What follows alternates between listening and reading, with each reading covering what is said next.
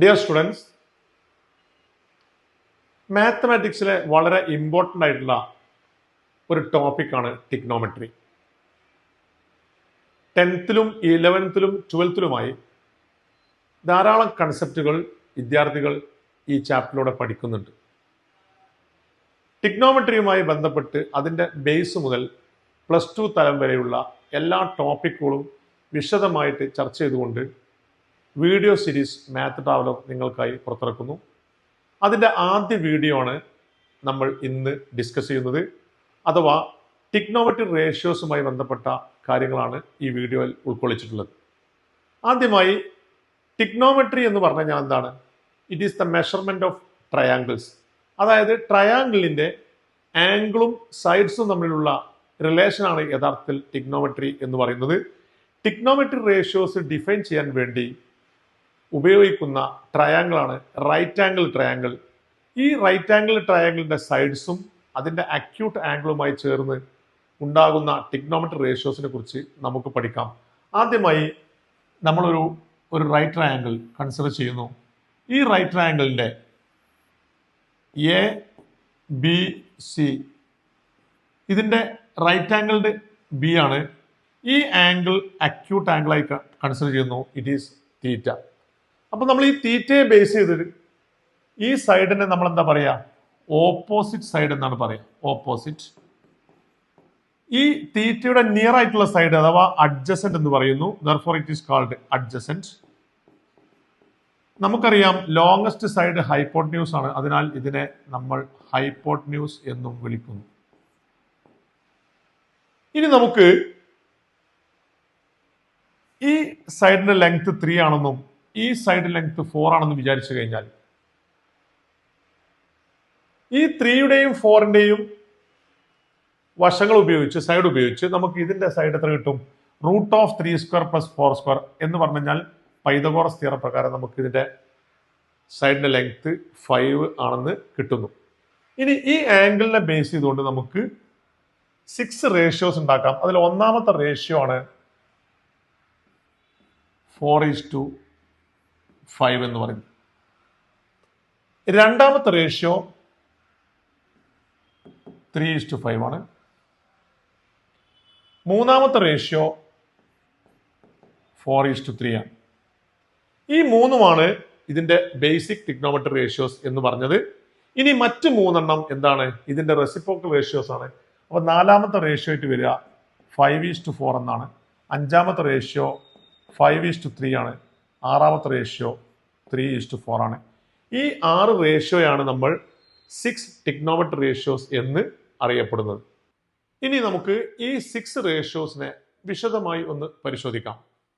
ആദ്യമായി നമ്മൾ പറഞ്ഞ റേഷ്യോ 4:5 ആണ്. എന്താണ് ഈ 4:5 എന്നത്?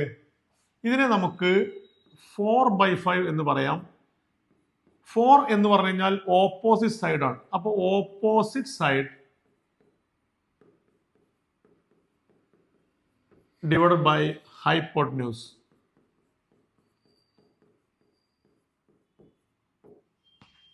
ഈ ആംഗിളിന്റെ ഓപ്പോസിറ്റ് സൈഡിനെ അതിന്റെ ഹൈപ്പോട്ന്യൂസ് ഡിവൈഡ് ചെയ്യാം.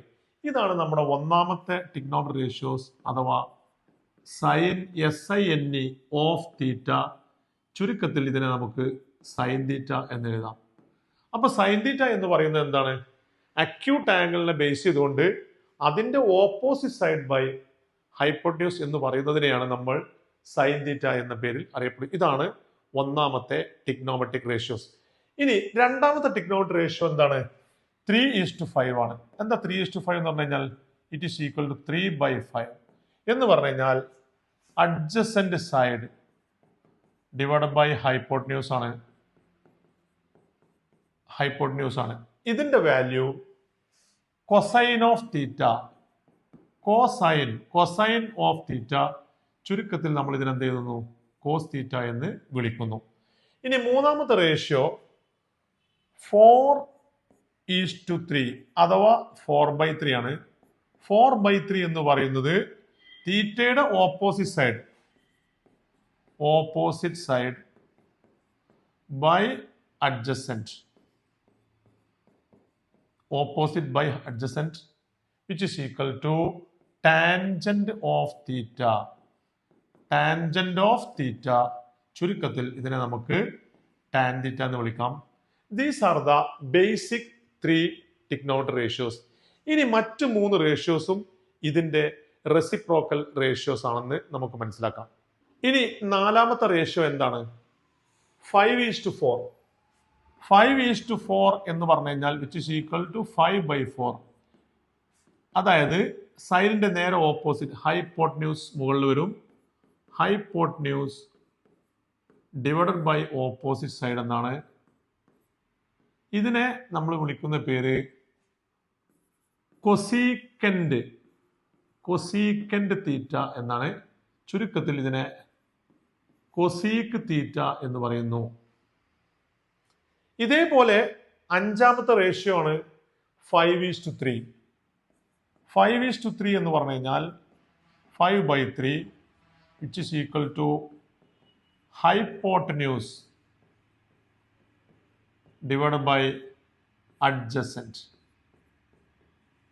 ഇതിനെ നമ്മൾ പറയാ സീക്കൻഡ് ഓഫ് തീറ്റ എന്നാണ്. Second of theta, simply seek theta.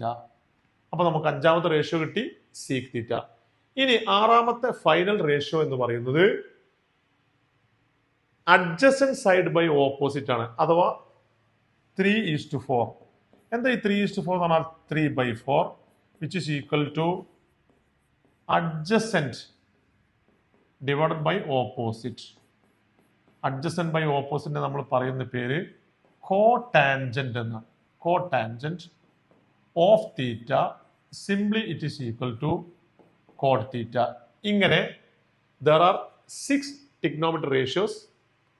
First one is sin theta, cos theta, tan theta, cosec theta, sec theta and cot theta. നമ്മൾ പറഞ്ഞു ആദ്യത്തെ 3 റെസിപ്രോക്കൽസ് ആണ് അടുത്ത 3 എന്ന് പറഞ്ഞു കഴിഞ്ഞു. അതിനാൽ തന്നെ നമുക്ക് റെസിപ്രോക്കൽ റിലേഷൻസ് എന്ന് നമുക്ക് പറയാം. റെസിപ്രോക്കൽ റിലേഷൻസ് ഏതൊക്കെയാണ്? റെസിപ്രോക്കൽ റിലേഷൻസ് നമുക്ക് പറയാം. നോക്കൂ, റെസിപ്രോക്കൽ റിലേഷൻ എന്ന് പറഞ്ഞു കഴിഞ്ഞാൽ സൈൻ തീറ്റ ഈക്വൽ ടു 1/കൊസീക് തീറ്റ. കാരണം സൈനും കൊസീക്കും റെസിപ്രോക്കൽസ് ആണ്. അതേപോലെ തന്നെ നമുക്ക് എന്ത് എഴുതാം? കൊസീക് തീറ്റ ഈക്വൽ ടു 1/സൈൻ തീറ്റ എന്ന് എഴുതാം. ഇതിനെ നമുക്ക് sine theta into cosec theta equal to 1. കാരണം എന്താണ്? 2 റെസിപ്രോക്കൽസ്, ഒരു നമ്പറും അതിന്റെ റെസിപ്രോക്കലും തമ്മിലുള്ള പ്രൊഡക്റ്റ് 1 ആയിരിക്കും. അതേപോലെ ഒരു റേഷ്യോയും അതിന്റെ റെസിപ്രോക്കൽ റേഷ്യോയും തമ്മിലുള്ള പ്രൊഡക്റ്റ് 1 ആയിരിക്കും. ഇത് വളരെയധികം ഇമ്പോർട്ടൻ്റ് ആയിട്ട് നിങ്ങൾ മനസ്സിലാക്കേണ്ട കാര്യമാണ്. Similarly cos theta equal to 1/സീക്ക് theta, sec theta equal to 1/കോസ് theta and cos theta into sec theta equal to 1 എന്ന് നമുക്ക് അടുത്ത റേഷ്യോ ആയിട്ട് പറയാം. ഇതേപോലെ ടാൻ തീറ്റ ഈക്വൽ ടു 1/കോട്ട് തീറ്റ എന്ന് പറയാം. കോട്ട് തീറ്റ ഈക്വൽ ടു 1/ടാൻ തീറ്റ എന്ന് പറയാം. Tan theta into cot theta equal to 1 എന്നും പറയാം. ഇതിനെ നമ്മൾ വളരെ പ്രധാനപ്പെട്ട ഇതാണ് 3 റെസിപ്രോക്കൽ റിലേഷൻസ് എന്ന പേരിൽ അറിയപ്പെടുന്നത്. അഥവാ സൈനും കൊസീക്കും റെസിപ്രോക്കലാണ്, കോസും സീക്കും റെസിപ്രോക്കലാണ്, ടാനും കോട്ടും റെസിപ്രോക്കലാണ്. അപ്പൊ അതിന്റെ പ്രൊഡക്റ്റ് എന്തായിരിക്കും? 1 ആയിരിക്കും. ഇത് പ്രത്യേകം നമ്മൾ മനസ്സിലാക്കേണ്ടതാണ്.